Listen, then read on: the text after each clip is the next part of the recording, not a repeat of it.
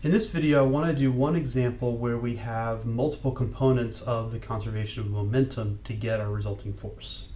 So we're given the problem statement that water flows through the elbow shown below and exits to the atmosphere.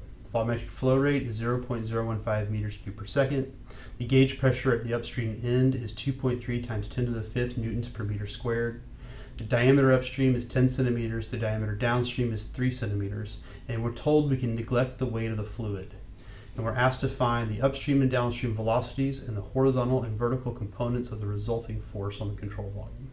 Okay? So, as we do with all our problems, we start with drawing our control volume.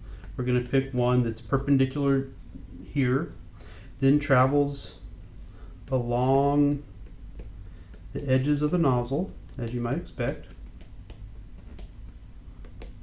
then perpendicular to the nozzle opening,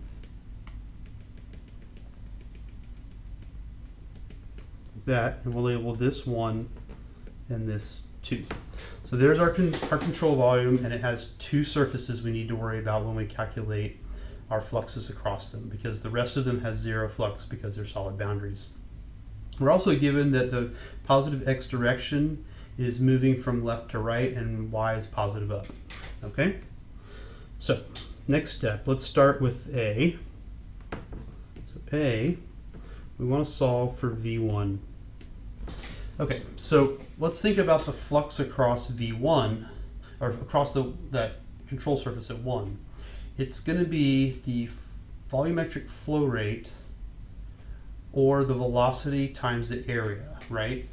So if we say the volumetric flow rate Q is equal to V1A1, we can rearrange that to get V1 equals Q over A1, and then we can plug in our numbers directly. We get 0.015 meters cubed per second over pi over 4 times 0.1 meters squared, and that equals 1.9 meters per second. And there's our solution for part A. Okay?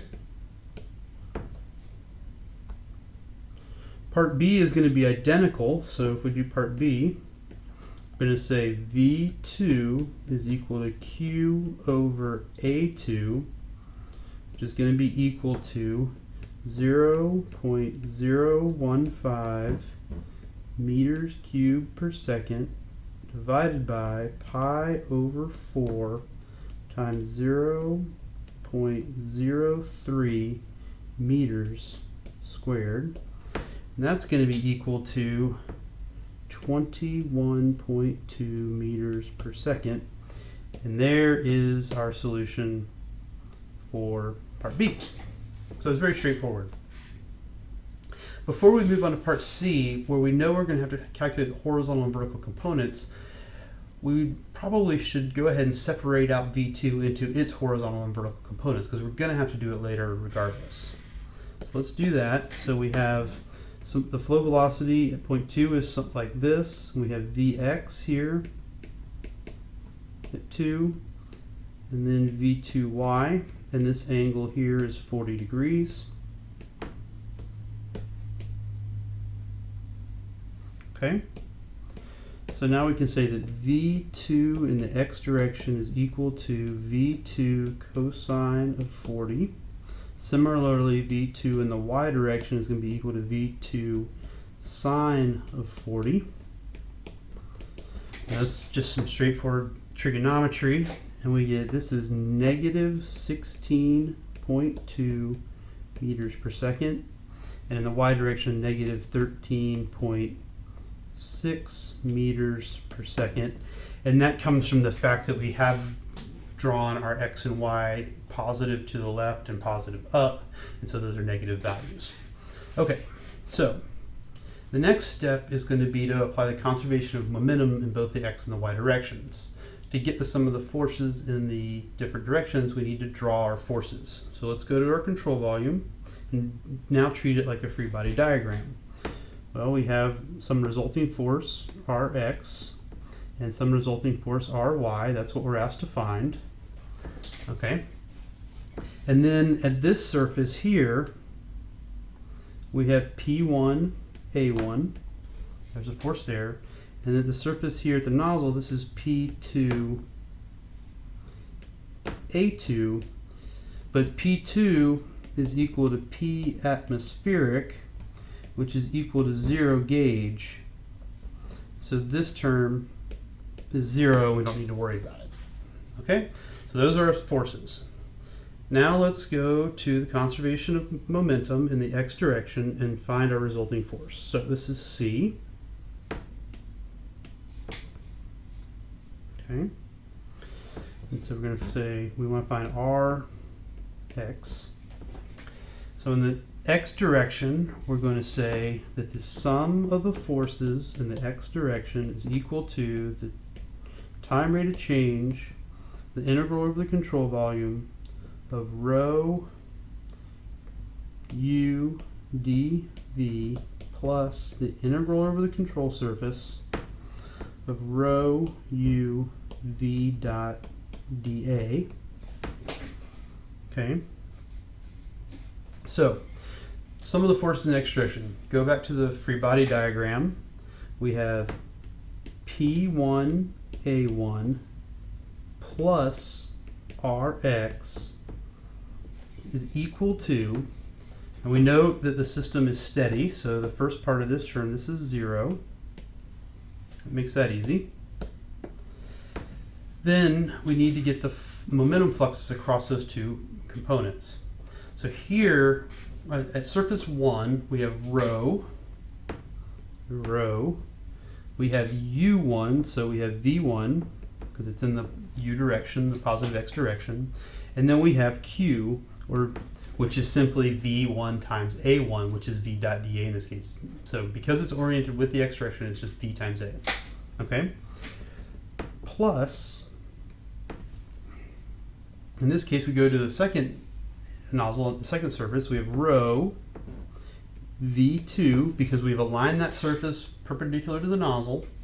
And we again have Q, because V dot dA is simply going to be V times A because of our orientation and our definition, and so it's just V2 times Q. All right? So now we can plug in our numbers and rearrange, and we Rx is equal to negative 2.3 times 10 to the 5th newtons per meter squared times pi over 4 times 0.1 meters squared. It's just P1A1 minus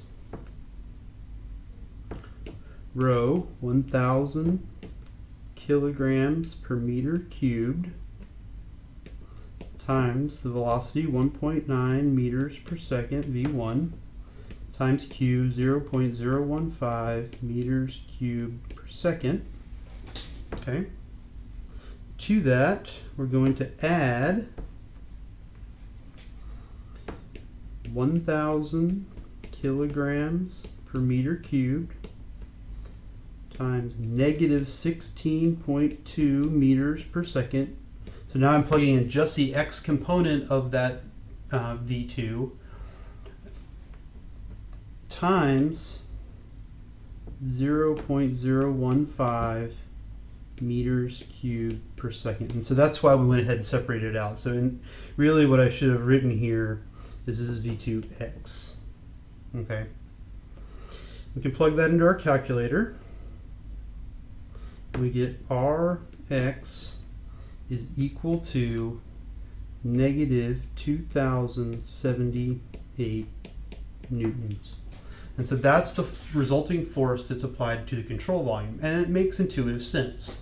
You have some force coming in this direction, and the nozzle needs to push back in this direction in order as that flow comes to turn it so it can come back around and flow out of the nozzle, right? So that's the force that needs to push on that to change that momentum and turn it back around so it's going in the opposite direction. All right? So now part D. Now we want to find our y.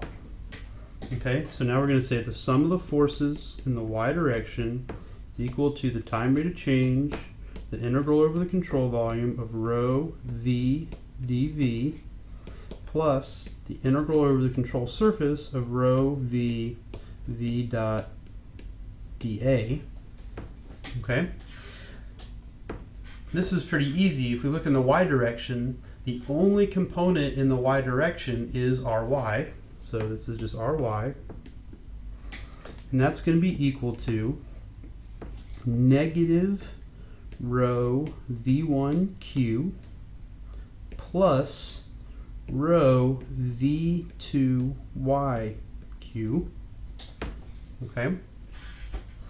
However, this one here in the y direction, this is 0, so that falls out, and we can calculate this directly, and we get ry is equal to 1,000 kilograms per meter cubed times negative 13.6 meters per second times 0.015 meters cubed per second.